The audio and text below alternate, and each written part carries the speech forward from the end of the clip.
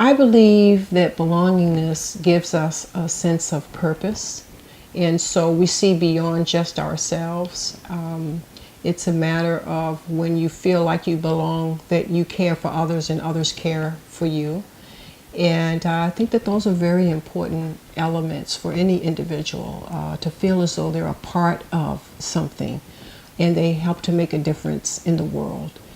We all have the tendency to think at times that we're so different, from the next person.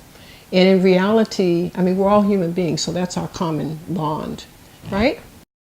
So this idea that you want to have some place where you feel like you connect and belong. And this doesn't mean you need to be life of the party or an extreme extrovert, but just that, you have one or two really good friends that you could count on any time, that you could share whatever. I like to call them my 2 a.m. friends. I thought that was really important to me. Less important now that I like sleep, but when I was in college, those were the people I was like, I could call at 2 a.m. and know that they would answer their phone, be happy to hear from me, and be ready to help me with anything. I've definitely had moods when I've been depressed and I could think about, oh yeah, I just want to stay in a ball and never go anywhere in my room. And then I think, wait a minute, I recognize what this is. I need to force myself to go out. And then I go out and I usually feel better. I'm like, that was a good thing, I'm glad I left. And that's not to say, it's normal to have some periods of sadness, that's okay. But if it's going on, then, force yourself to go out and do something. Call that person you trust.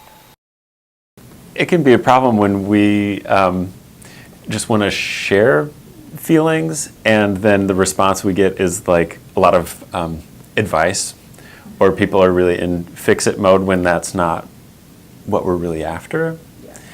And sometimes people don't understand what we need in that moment, and sometimes we have to guide them a little bit. We can start those conversations by saying, like, let me just vent at you for a minute, or I'm not trying to figure out this problem right now, I'm just trying to get it out. So sometimes people need that kind of guidance. And having social contact when you're feeling down or feeling really low energy, it doesn't necessarily have to be like, let me spill everything, let me vent about all the emotions that I'm having. Mm-hmm. Sometimes I can feel really great.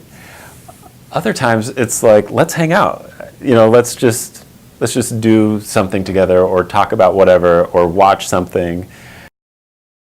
The first step is always the hardest.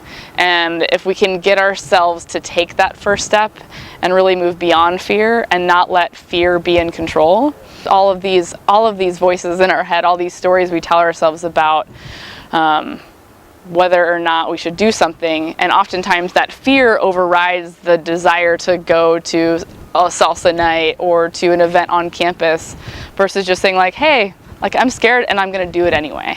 And I'm going to step out of my comfort zone into what I would call your growth zone or your learning zone, which is what college is all about.